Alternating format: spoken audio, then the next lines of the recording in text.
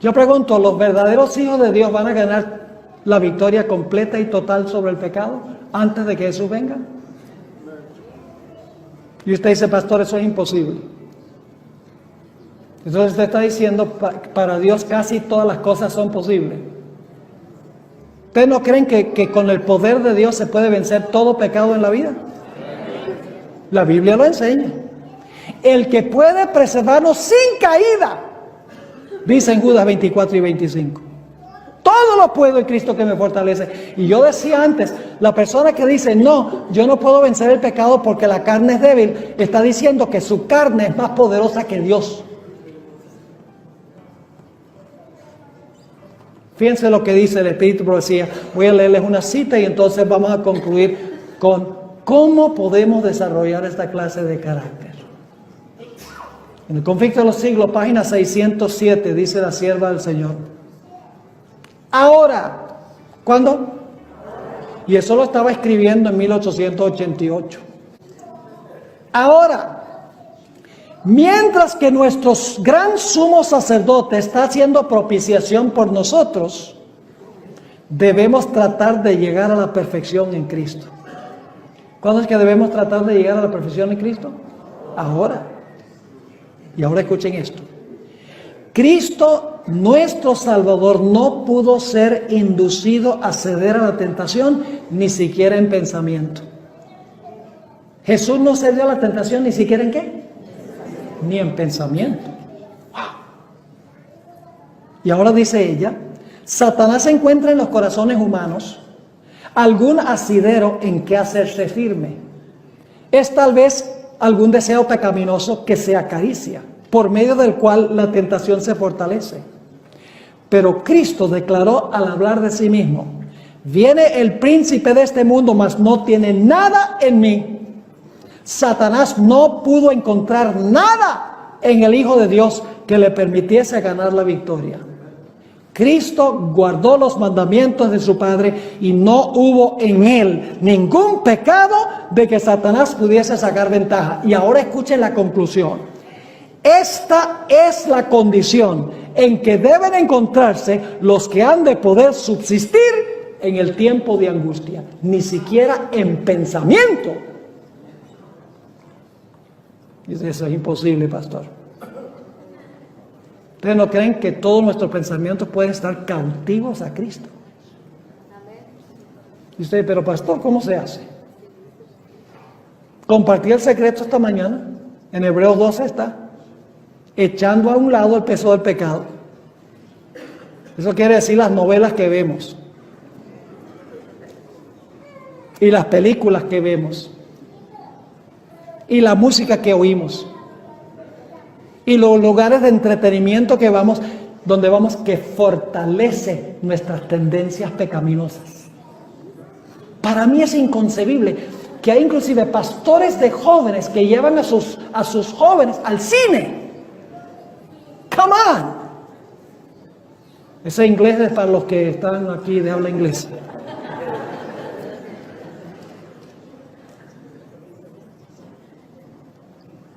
Hermanos y hermanas, ¿hay algo bueno para ver en el cine? Nada. Hollywood no produce nada bueno. Cero. Ni una sola película. Y usted, pastor, ¿cómo va a decir eso?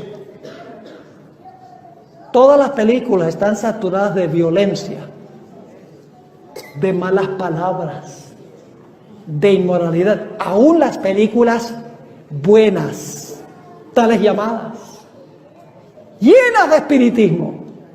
Y cuando exponemos nuestra mente a eso, llegamos a reflejar eso.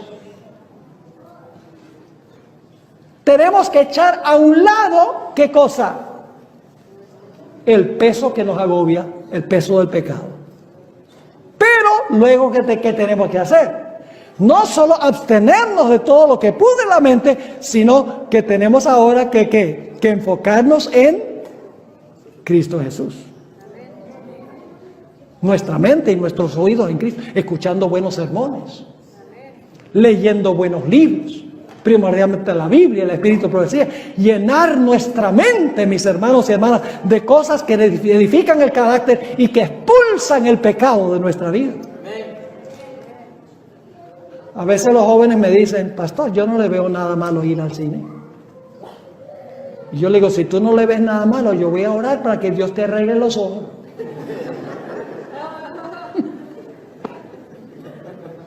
Y luego les digo, miren, ¿podrían ustedes invitar a Jesús a sentarse al lado suyo para ver esa película? ¡Wow! Si dicen que sí, son unos mentirosos. ¿Ustedes creen que Jesús se deleitaría sentándose a escuchar palabras profanas, a ver hombres durmiendo con las esposas de otros? Violencia, crimen, odio, espiritismo. ¿Ustedes creen que Jesús se sentaría ahí para ver eso? Pues si Jesús no, ¿por qué nosotros? Porque la carne es débil. Ese siempre es el argumento. Tenemos una naturaleza pecaminosa que va a pecar hasta que Jesús venga. Un espíritu de derrota. En vez de saber que en el día de expiación hay que vencer el pecado, porque Cristo no va a borrar nada allá que no esté borrado aquí, por el poder del Espíritu Santo. Termino leyendo un versículo. ¿Entienden lo que debemos estar haciendo en el día de expiación mientras Jesús está haciendo su obra allá? Hay un texto que es uno de mis favoritos en la Biblia, 2 Corintios 3:18. Por tanto, nosotros mirando a cara descubierta como en un espejo la gloria del Señor. ¿Qué es lo que miramos? La gloria del Señor. ¿Quién es el Señor? Jesús. ¿Qué pasa cuando miramos como en un espejo la gloria del Señor? ¿A dónde miramos la gloria del Señor? En este libro. ¿Qué sucede cuando hacemos eso? Mejor en el griego es un tiempo progresivo. Estamos siendo transformados. ¿Saben cuál es esa palabra transformado? La palabra metamorfoo. ¿Qué palabra en español viene de metamorfoo? Metamorfosis. ¿Saben lo que es una metamorfosis? Es cuando un gusano se convierte en mariposa. ¡Wow! ¿En qué se parece un gusano a una mariposa? En nada, es una nueva creación. Todos nosotros somos gusanos, me perdonan. Y Dios quiere hacernos lindas mariposas, por así decirlo, por el proceso de metamorfosis. ¿Y cómo sucede? Mirando a cara descubierta como en un espejo la gloria del Señor, somos ¿qué? Transformados. No pasa de la noche a la mañana, es un proceso. Somos transformados o estamos siendo transformados de gloria en gloria en la misma imagen, como por el Espíritu del Señor. Por eso la hermana White dice que cuando Cristo venga, su pueblo reflejará perfectamente su carácter. Entonces, mis hermanos y hermanas, ¿qué debemos estar haciendo en esta época de la historia? Afligiendo el alma, afligiéndonos por ver lo que nuestro pecado le ha hecho a Jesús. Le causó todo su sufrimiento, mis hermanos y hermanas. Al que es absolutamente perfecto, inmaculado, limpio, puro. A pesar de eso, sufrió esa cruel muerte en la cruz y la agonía en el Getsemaní.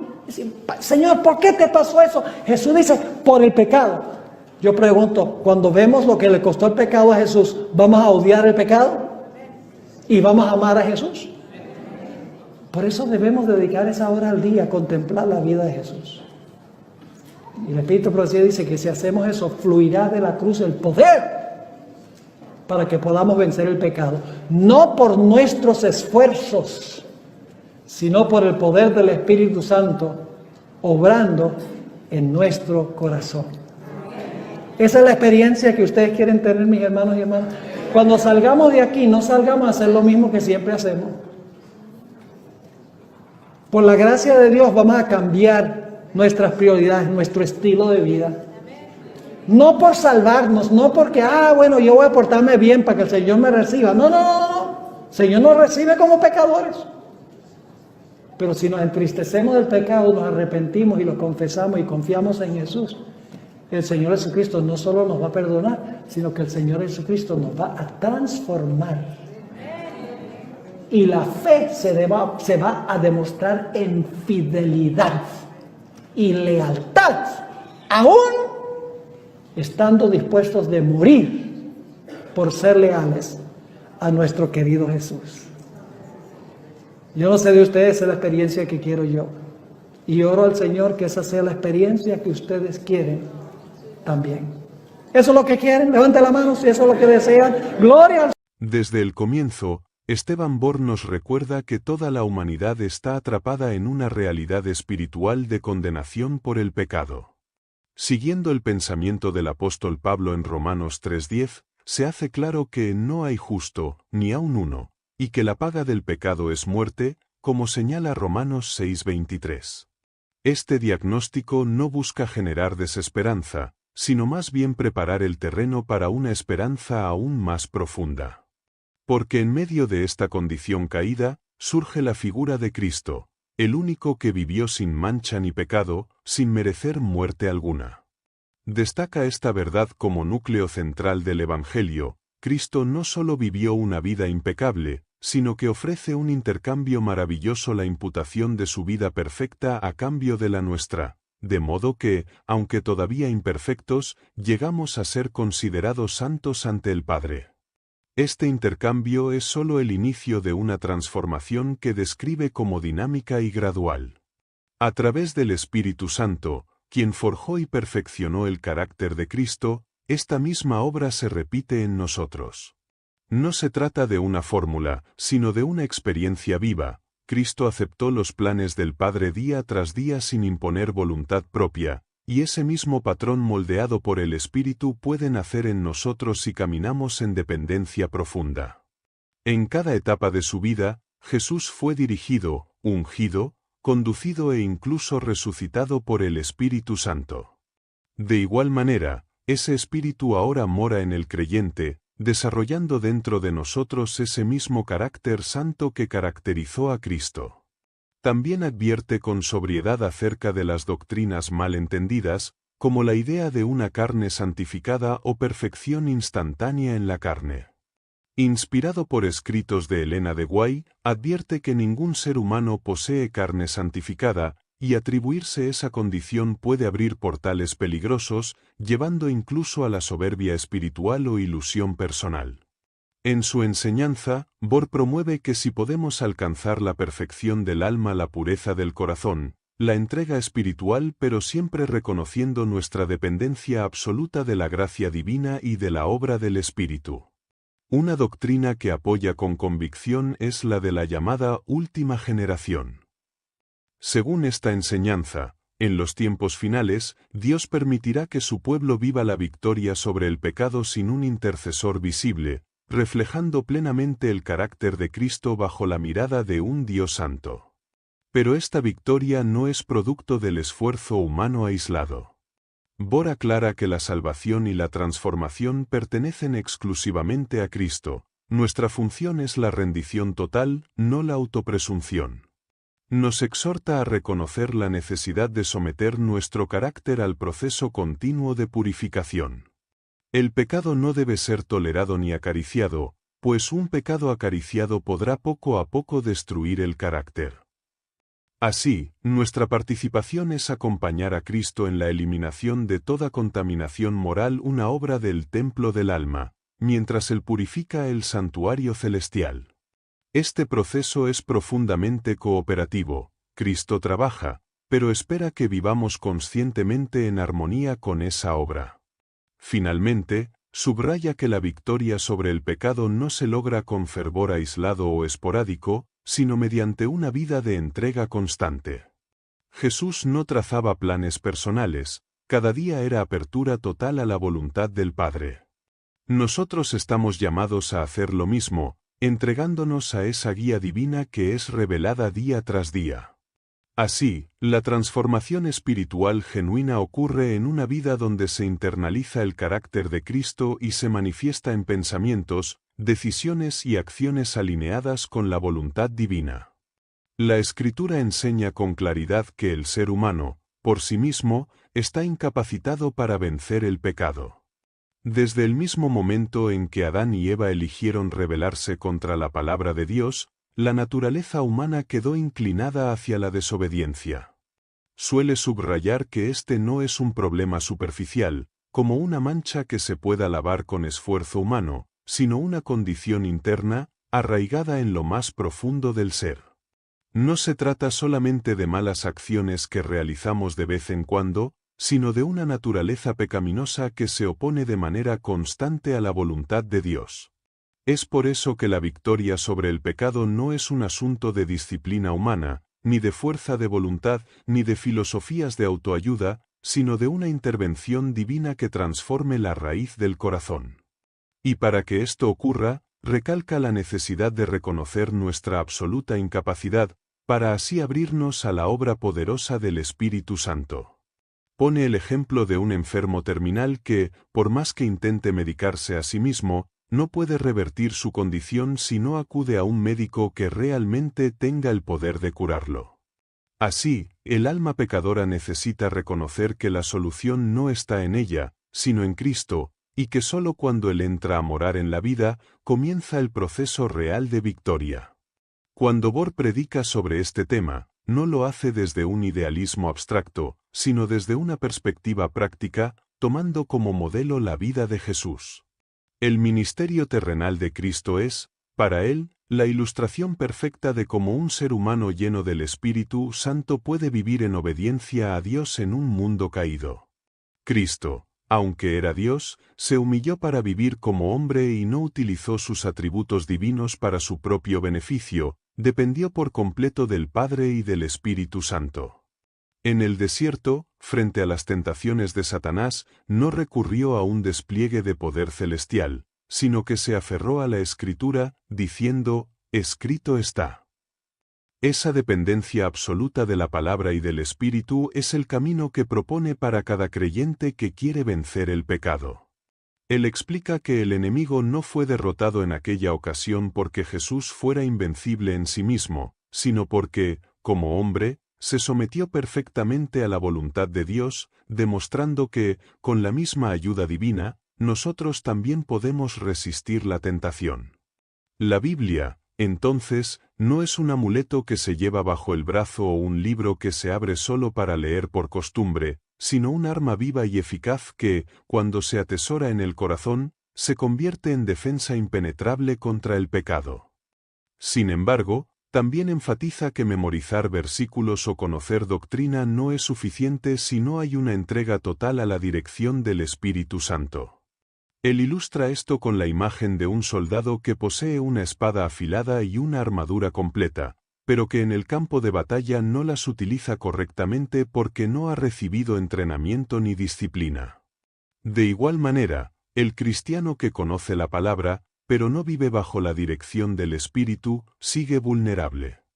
La victoria sobre el pecado es el resultado de una cooperación entre la disposición humana y el poder divino. Dios no obliga al hombre a obedecer, Él da el poder y la dirección, pero espera que el creyente ejerza su voluntad en armonía con Él.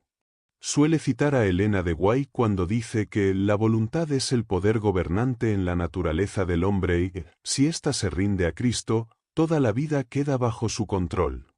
Así, la clave no está en intentar ser más fuertes frente al pecado, sino en aprender a rendirnos más profundamente a la obra de Dios.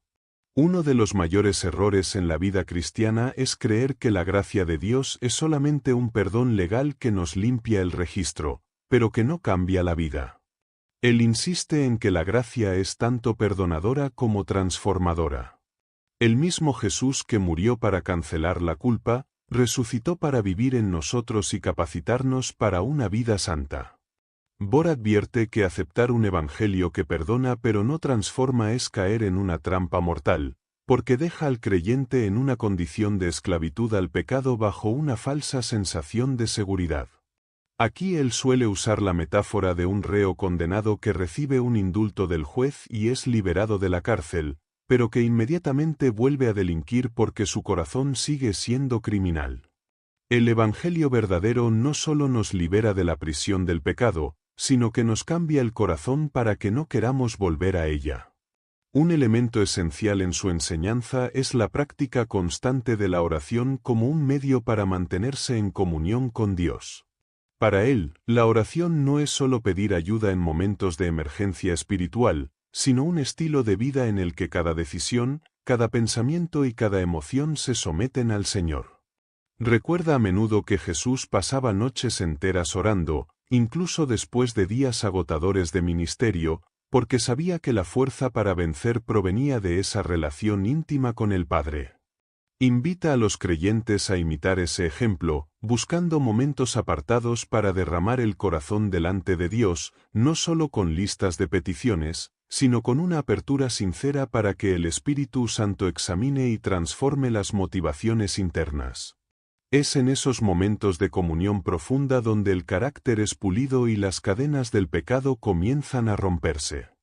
Además, resalta la importancia de la vigilancia espiritual.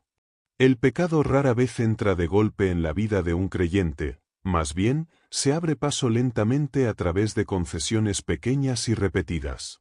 Como la gota de agua que perfora la roca, las tentaciones toleradas van debilitando la resistencia hasta que el pecado se consolida. Por eso, cita la advertencia bíblica de velar y orar para no entrar en tentación. Él lo compara con un vigilante nocturno que, confiado en que todo está tranquilo, se duerme en su puesto y permite que el enemigo entre sin resistencia.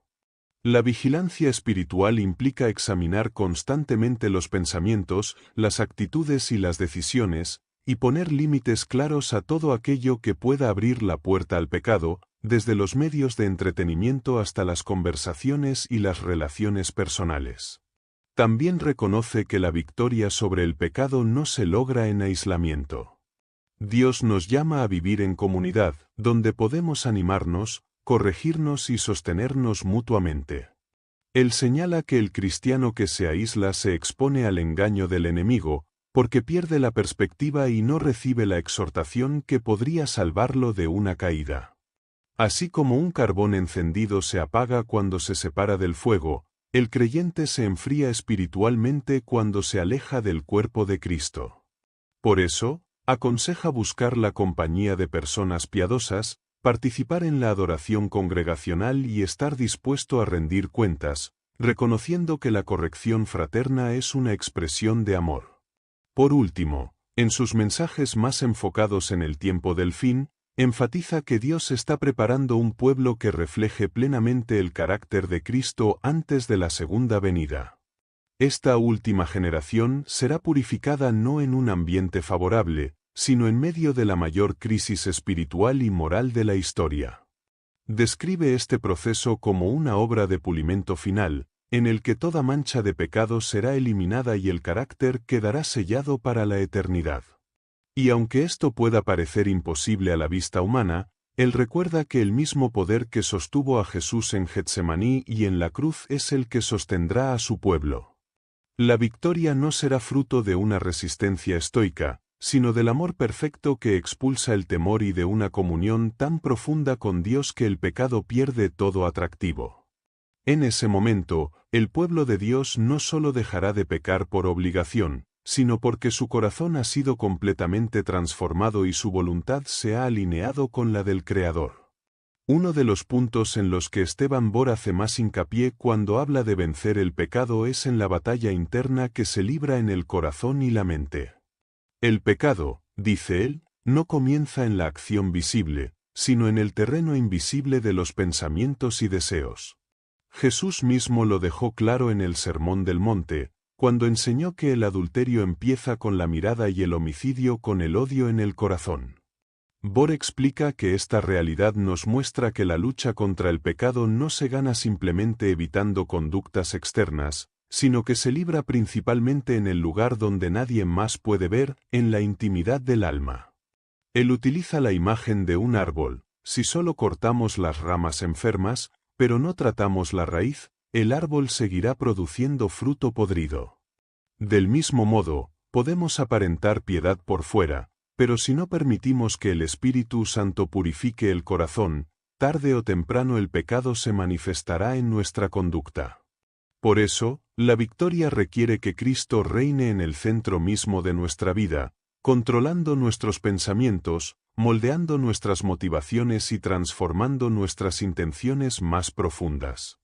Esta transformación del corazón es obra exclusiva de Dios, pero requiere una respuesta activa del creyente.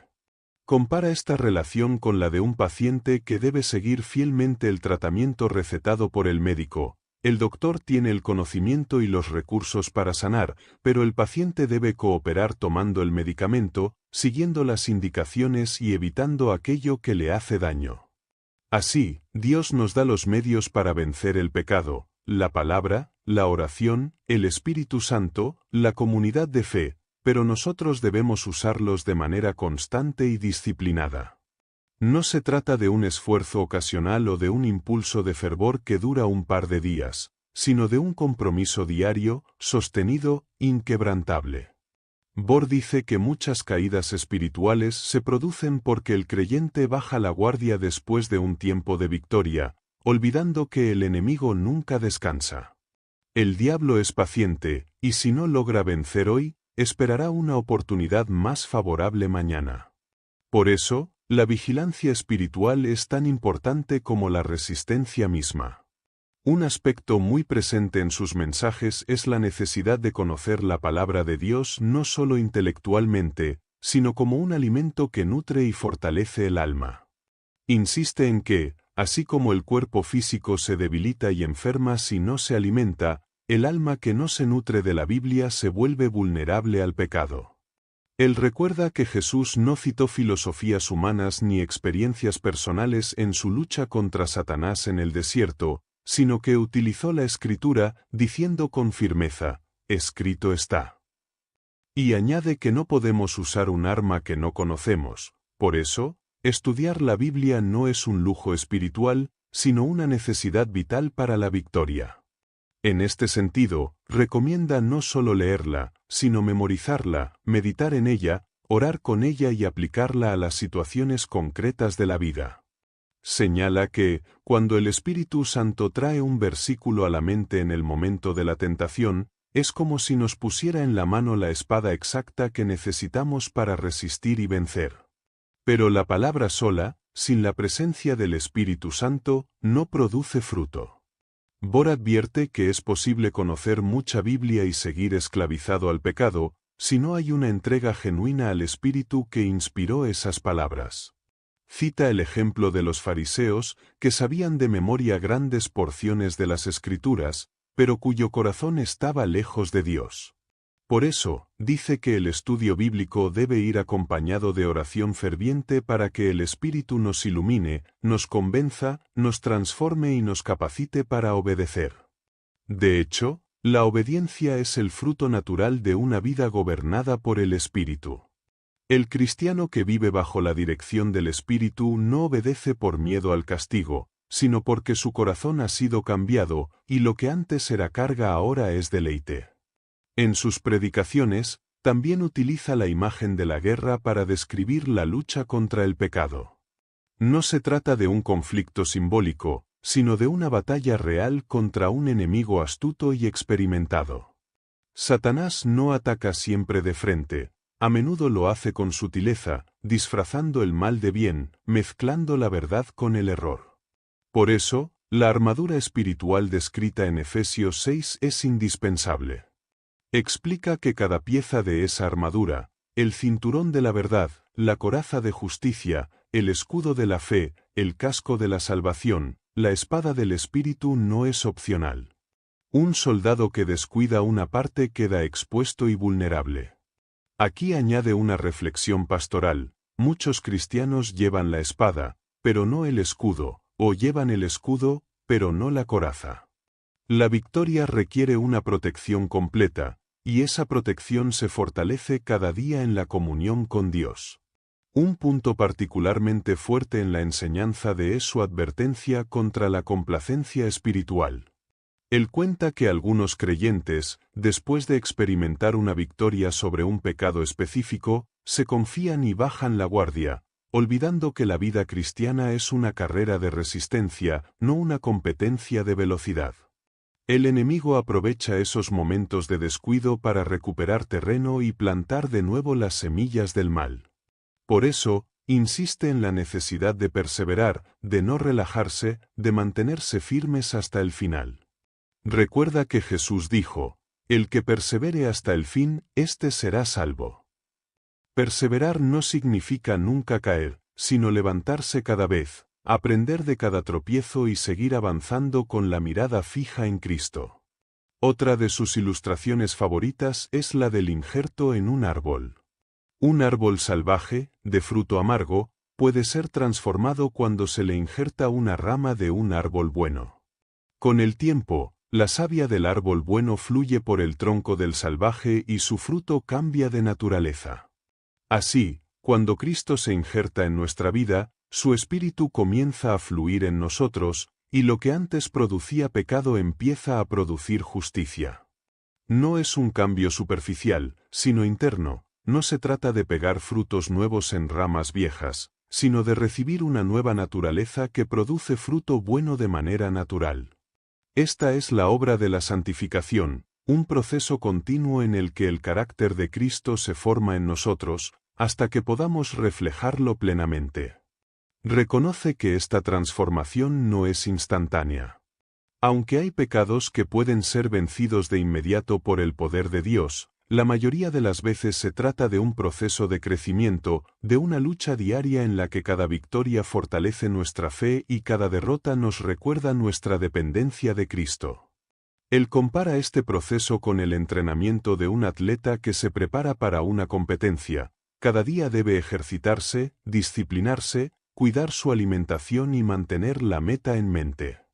No puede esperar estar listo de la noche a la mañana. Necesita perseverar y dejar que el tiempo y el esfuerzo den fruto. Así también, el cristiano debe ejercitar su fe, disciplinar su mente y cuidar su vida espiritual, sabiendo que el Señor está formando en él un carácter a la medida de Cristo.